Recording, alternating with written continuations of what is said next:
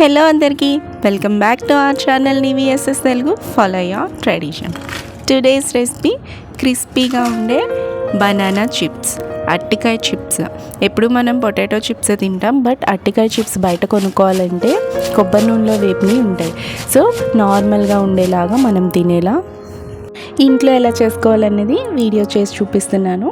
ఒకసారి వచ్చి చూసేయండి. సింపుల్గా చేసేసుకోవచ్చు. ఫస్ట్ నేను ఇక్కడ 2 అరటికాయలని తీసుకున్నాను.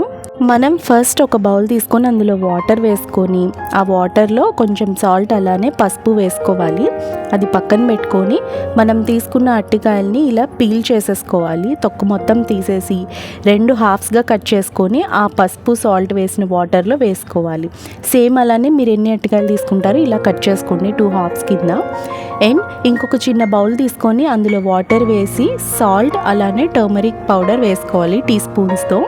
అవి బాగా మిక్స్ అయ్యేలా 2 కలిపిన తర్వాత దాన్ని తీసి పక్కన పెట్టేసుకోండి. ఇప్పుడు ఉప్పులో వేసిన ఈ అరటికాయలని తీసి జస్ట్ ప్యాడ్ డ్రై చేసుకోవాలి. ఇప్పుడు స్టవ్ మీద ఒక పాన్ పెట్టుకొని అందులో డీప్ ఫ్రైకి సరిపడా ఆయిల్ వేసుకోవాలి. ఆయిల్ హీట్ అయిన తర్వాత ఇక్కడ చూపిస్తున్న స్లైసర్ ఉంది కదా, ఇది స్పెషల్లీ పొటాటో చిప్స్కి అలానే బనానా చిప్స్కి విడిగా ఉంటుంది.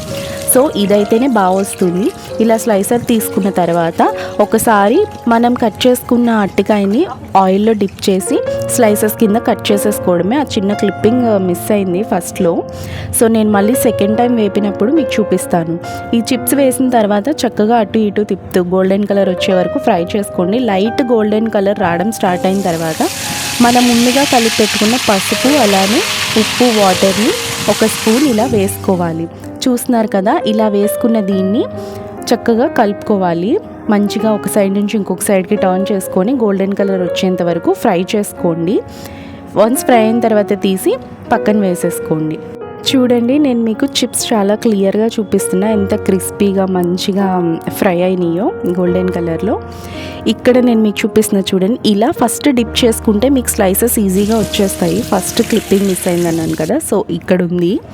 ఇలానే మనం కట్ చేసుకున్న రా బనానాస్ అన్నిటిని ఆయిల్లో ఫస్ట్ డిప్ చేసి తర్వాత ఇలా స్లైసెస్గా చేసేసుకొని లైట్ గోల్డెన్ కలర్ వచ్చేంత వరకు ఉంచి అప్పుడు మనం సాల్ట్ అండ్ పసుపు వేసిన వాటర్ని వేసుకొని మంచిగా గోల్డెన్ కలర్ వచ్చేంత వరకు ఫ్రై చేసుకోవడమే.